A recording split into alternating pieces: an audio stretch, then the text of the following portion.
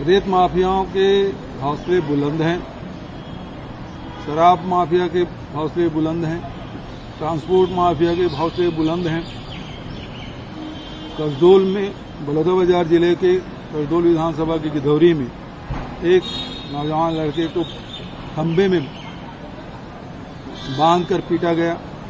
अभी 2 दिन पहले राजनांदगांव में गोली चली, गरियाबंद में पत्रकारों के साथ दुर्व्यवहार हुआ, बलरामपुर में एक कांस्टेबल को राउंड के मार दिया गया और सुकमा में पत्रकारों को उसकी गाड़ी में गांजा डाल के उसके फर्जी केस बना के उसे जेल में भेज दिया गया। तो आज जो माफिया राज चल रहा है, ये डबल इंजन की सरकार होने से माफियाओं के दुस्साहस बढ़ गया है। डबल इंजन के सरकार होने का आम जनता को फायदा नहीं मिल रहा है, न किसानों को, न मजदूरों को, न गरीबों को, न आदिवासियों को। यदि फायदा उठा रहे हैं तो केवल कोचिया और माफिया लोग उठा रहे हैं। ये पूरे प्रदेश में हालात है। संवैधानिक स्थिति खुद ही बता रहे हैं कि स्थिति बेहद खराब है। राज्यपाल जी प्रत्येक जिले में जाकर अधिकारियों की बैठक कर रहे हैं, समीक्षा ले रहे हैं। ये संविधान के बाहर जाके काम कर रहे हैं, अपने अधिकार क्षेत्र से बाहर। आज ही मैंने एक अखबार में पढ़ा कि रमन सिंह जी युक्तियुक्तकरण में जो गड़बड़ियां हैं उसको ठीक करने के लिए शिक्षा सचिव को पत्र लिखे हैं, जबकि रमन सिंह 15 साल मुख्यमंत्री रहे हैं, अभी विधानसभा अध्यक्ष हैं, संवैधानिक पद पे हैं। उनकी अपनी मर्यादाएं होती है और उसे लांघ कर सीधा सचिव को पत्र लिख रहे हैं। इसका मतलब ये है कि विष्णु देसाई सरकार केवल कहने की है। राज्यपाल और विधानसभा अध्यक्ष को भी इस सरकार पे विश्वास नहीं है। सर, एक ये है, कांग्रेस भवन के 2 भवन को अटैच किया गया है ईडी द्वारा। कौन को? सुकमा का? हाँ, और सुकमा वाला है सर, ये क्यों? अन्य संपत्तियों को जब्त किया गया, वही सर सुकमा वाला ही है। देखिए, ईडी के अधिकारियों से भी ये कहना चाहूंगा कि सरकार बदलते देर नहीं लगती।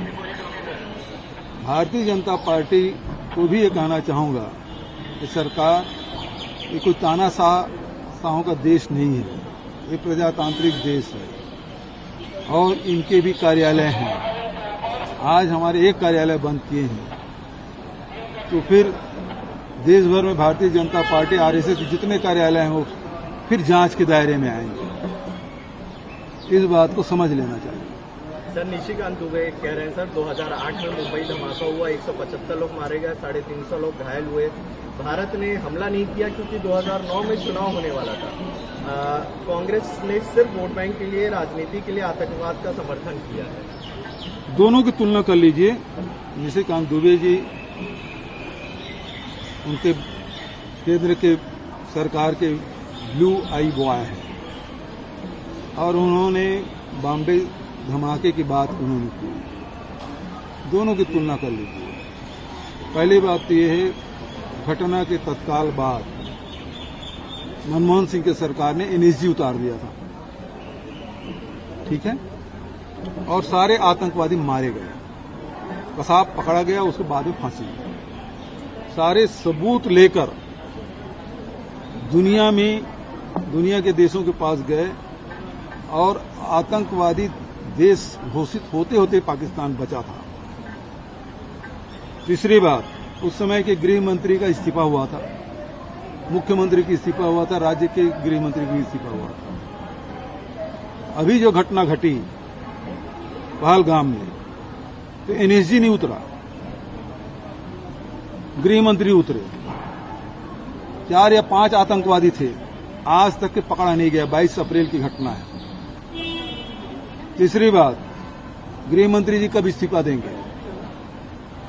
चौथी बात, ये ऑपरेशन सिंदूर आपने अमेरिका के दबाव में आकर आपने सीज फायर किया, आतंकवादी आज भी पकड़े नहीं गए हैं।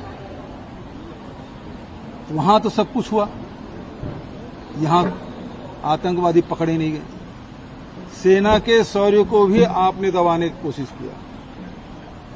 जो सेना घुस के मारी, 9 आतंकी ठिकाने मार दिए, खत्म कर दिए। दूसरा, जो उनके एयर बेस है उस पे हमला हुआ, तो वायुसेना के शौर्य को भी छुपाने का काम किया आपने। और फोटो किसका छापे?